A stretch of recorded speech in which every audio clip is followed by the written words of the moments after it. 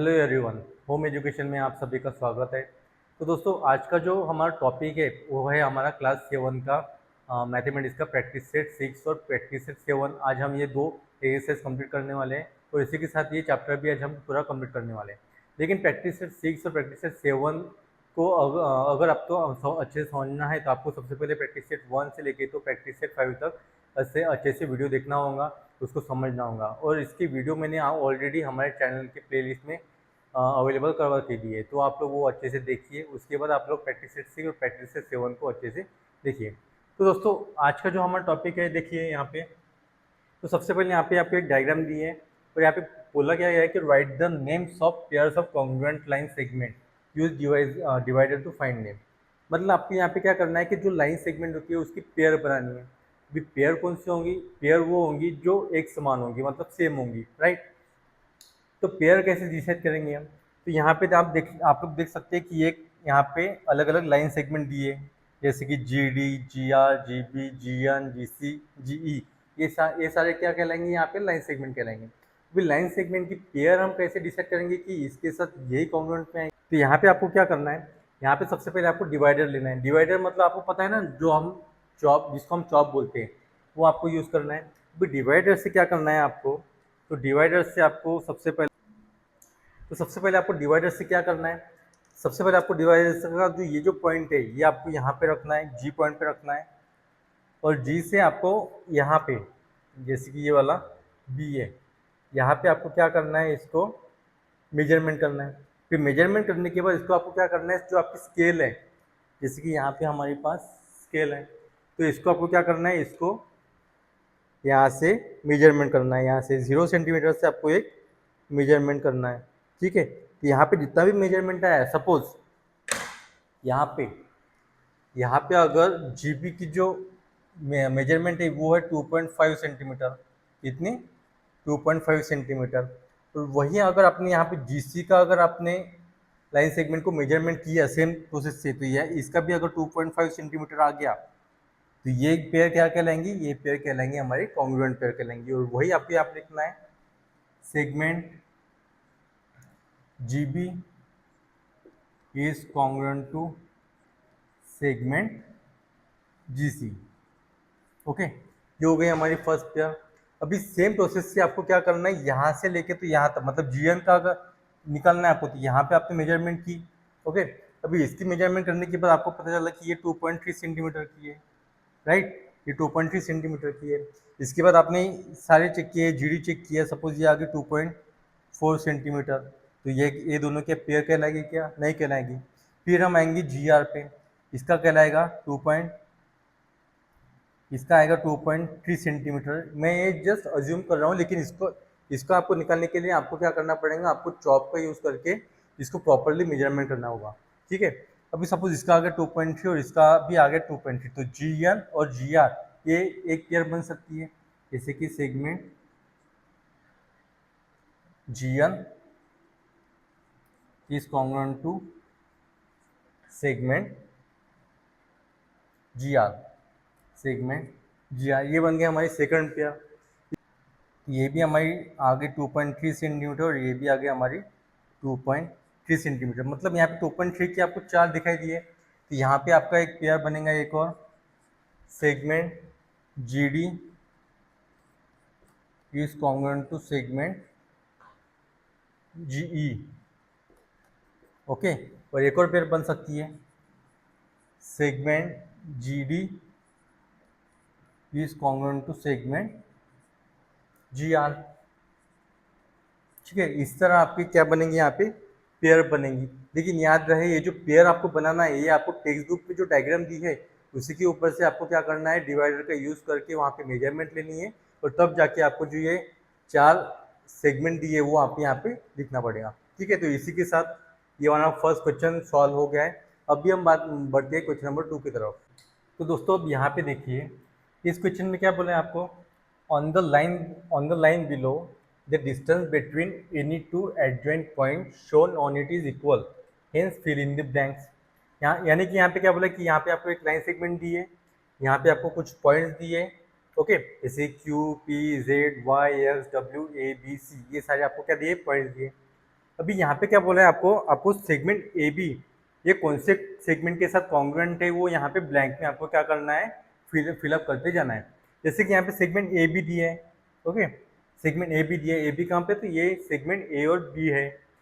अभी अगर देखा जाए तो आपको नोटबुक में भी अगर देखा जाए तो सभी की जितने भी पॉइंट्स है ये दोनों के आपस में जो डिस्टेंस है वो लगभग इक्वल है, सभी इसके इक्वल है।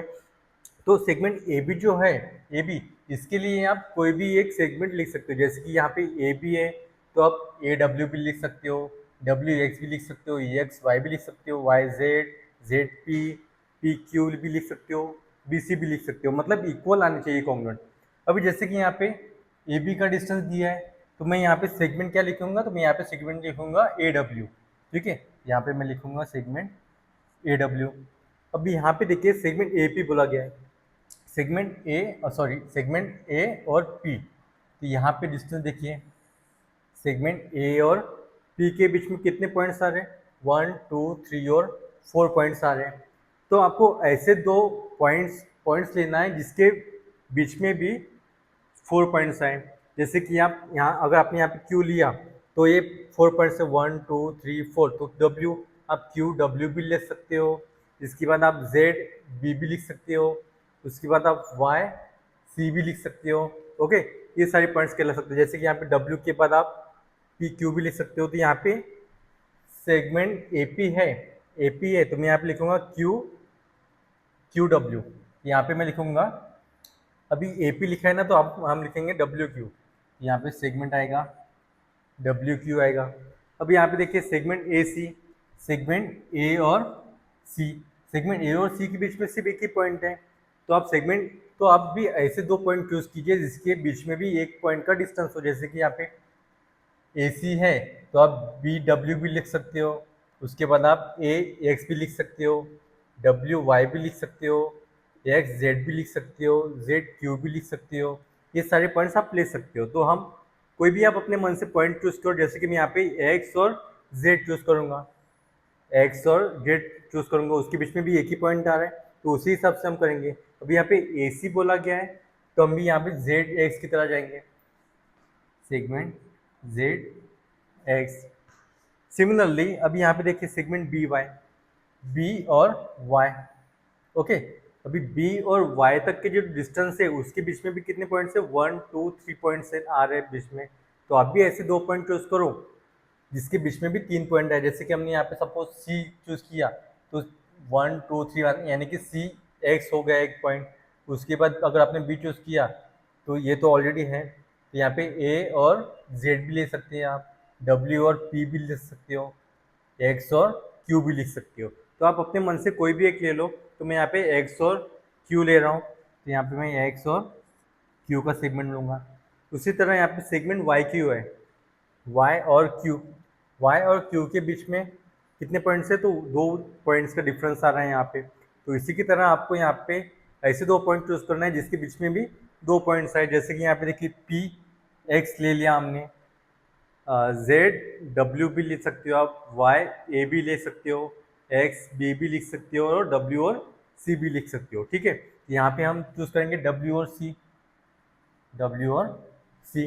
अब यहाँ पे देखिए सेगमेंट बी डब्ल्यू, बी और डब्ल्यू, बी और डब्ल्यू के बीच में कितने पॉइंट्स है, एक ही पॉइंट्स का डिफरेंस आ रहा है। तो आप इस, तो आप यहाँ पे से ऐसे 2 पॉइंट चूज किए जिसके बीच में से एक पॉइंट का डिफरेंस हो। जैसे कि यहाँ पे ए और सी भी आएगा, ए एक्स भी आ सकता है, एक्स जेड भी लिख सकते हो आप, वाई पी भी लिख सकते हो, जेड क्यू भी लिख सकते हो। अपने मन से कोई भी चूज करो, तो मैं यहाँ पे चूज करूँगा एक्स और जेड, यहाँ पे एक्स और जेड लिखेंगे आप, ठीक है। तो इसी की तरह आपको ये प्रॉपरली सॉल्व करना है, ठीक है। आई होप आप लोगों को ये वाला पोर्शन तो अच्छे से समझ में आ गया होगा। अभी हम एक छोटा सा पॉइंट लेते हैं, उसके बाद हम प्रैक्टिस सेट 7 स्टार्ट करेंगे। तो दोस्तों यहाँ पे क्या बोला है, कॉन्ग्रुएंस ऑफ एंगल्स। कॉन्ग्रुएंस का मतलब क्या होता है, कॉन्ग्रुएंस का मतलब होता है सेम, और एंगल का मतलब आपको पता है कि कौन सी एंगल, मतलब डी, अगर हमें कोई एंगल निकालना है तो आपको एक पर्टिकुलर डिग्री लेनी पड़ेगी। जैसे कि आपको 45 डिग्री का एंगल निकालना है तो आपको 45 डिग्री का एंगल डी के हिसाब से निकालना पड़ेगा। अभी यहाँ पे कॉन्ग्रुएंस ऑफ एंगल क्या होता है, कॉन्ग्रुएंस एंगल मतलब होता है सेम एंगल्स, ओके। अभी यहाँ पे मैंने कुछ डायग्राम निकाली, जैसे कि यहाँ पे 35 डिग्री का निकाला है, 90 डिग्री का, 100 डिग्री का, 35 डिग्री, 100 डिग्री, 90 डिग्री। तो अभी आपको यहाँ पे कॉन्ग्रुएंस ऑफ एंगल्स मतलब ऐसे दो एंगल चूज करने हैं, ऐसे दो पेयर चूज करने हैं जिसकी डिग्री क्या हो, सेम हो। जैसे कि आपको यहाँ पे दिखाई दे रहा है कि ए बी सी की जो एंगल है वो 35 डिग्री है, तो 35 डिग्री का और कोई एंगल दिखाई दे रहा है क्या आपको? ये 90 है, ये 100 है, तो यहाँ पे आपको 35 डिग्री का एक एंगल दिखाई दे रहा है। तो यस, पी और यम, इसका मतलब angle A B C is congruent to angle S P M. Okay, ये इसके साथ कॉन्ग्रुएंट हो गया। अभी 90 डिग्री जो है, 90 डिग्री का जो एंगल है, ओके, अभी 90 डिग्री का एंगल आपको कौन किसके साथ दिखाई दे रहा है? तो यहाँ पे एन आई टी है, यहाँ पे S R T, S R आई है, तो ये दोनों क्या हो गए? कॉन्ग्रुएंट एंगल हो गए। तो यहाँ पे हम सेकंड वाला एंगल यहाँ पे लिख सकते हैं कि angle N I T is congruent to angle S R I, S R I. उसी की तरह यहाँ पे 100 डिग्री और ये वाला 100 डिग्री मतलब पी टी क्यू और आर टी एस, ये दोनों एंगल क्या हो गए? ये दोनों एंगल कॉन्ग्रुएंट हो गए।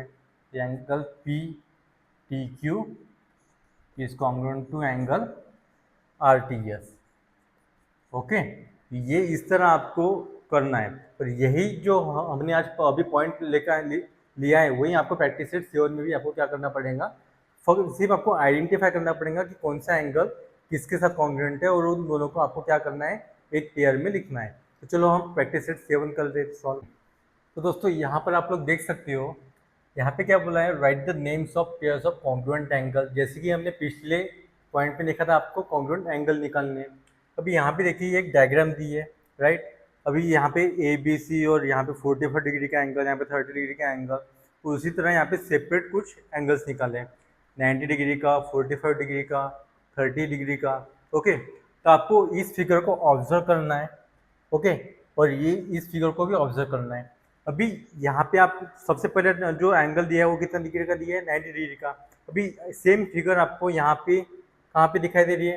तो सर अब आप बोलोगे कि सर ए ओ सी ये आपका 90 डिग्री का दिखाई दे रहा है, तो इसी का मतलब है कि ये दोनों कॉन्ग्रुएंट हो सकते हैं।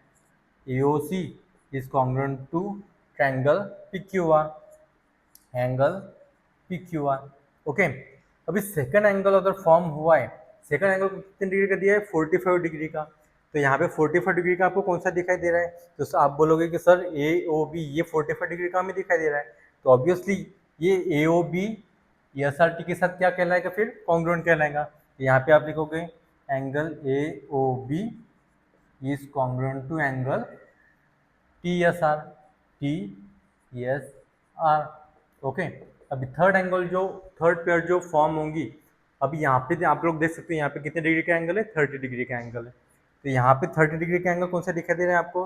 तो आप बोलोगे सर डी ओ सी ये 30 डिग्री का हमें दिखाई दे रहा है, तो इसी के साथ वो वाला एंगल क्या कहलाएगा? कॉन्ग्रुएंट कहलाएगा। तो आप लिखोगे यहाँ पे angle D O C is congruent to angle L M N. ठीक है, इसी के साथ आपका ये चैप्टर हो जाता है एंड। लेकिन एक छोटा सा पॉइंट मैं आपको यहाँ पे समझा के देता हूँ, उसके लिए पहले मैं ये रफ कर देता हूँ अच्छे से। इसके बाद एक पॉइंट है छोटा सा, congruence of circle. Congruence of circle ये लास्ट पॉइंट है आज का, तो इसी के साथ हमारा ये चैप्टर भी हो जाता है एंड। तो कॉन्ग्रुएंस ऑफ सर्कल आप कैसे डिसाइड करोगे? तो जो रेडियस होती है आपकी, आपको पता है कि रेडियस कौन सा होता है? ये वाला जो डिस्टेंस होता है, पहले आपको ये चूज करना पड़ेगा और उसको यहाँ से ऐसा क्या करना पड़ेगा? ये सर्कल फॉर्म होगा, रेडियस से सर्कल फॉर्म हो जाता है। अगर ये सर्कल 2 सेंटीमीटर का है, ओके, और सामने एक और सर्कल है जिसका जो है वो 3 सेंटीमीटर का है, रेडियस जो है वो 3 सेंटीमीटर का है, तो क्या है कॉन्ग्रुएंट होगा? क्या नहीं होगा, क्योंकि अगर रेडियस ही डिफरेंस है तो सर्कल भी डिफरेंट आएगा। ये कॉन्ग्रुएंट कब कहलाएगा? जब यहाँ पे भी एक 2 सेंटीमीटर का रेडियस है और वहाँ से एक सर्कल फॉर्म होता है, तो ये तब जाके ये क्या कहलाएगा? कॉन्ग्रुएंस ऑफ सर्कल कहलाएगा। बस ये छोटा सा एक पॉइंट था, इसको भी आपको ध्यान में रखना है। तो इसी के साथ हमारा चैप्टर नंबर 1 क्लास 7 का मैथमेटिक्स का कंप्लीट हो जाता है। तो बहुत जल्द हम चैप्टर नंबर 7 का चैप्टर नंबर 2 भी हम जल्दी से सॉल्व करवाएंगे आप लोगों को। तब तक के लिए ये जो ज्योमेट्रिकल कंस्ट्रक्शन का जो है चैप्टर, ये अच्छे से समझ लो, प्रैक्टिस करो इसके अच्छे से, और ताकि आपके कॉन्सेप्ट अच्छे से क्लियर हो जाए। तब तक के लिए धन्यवाद।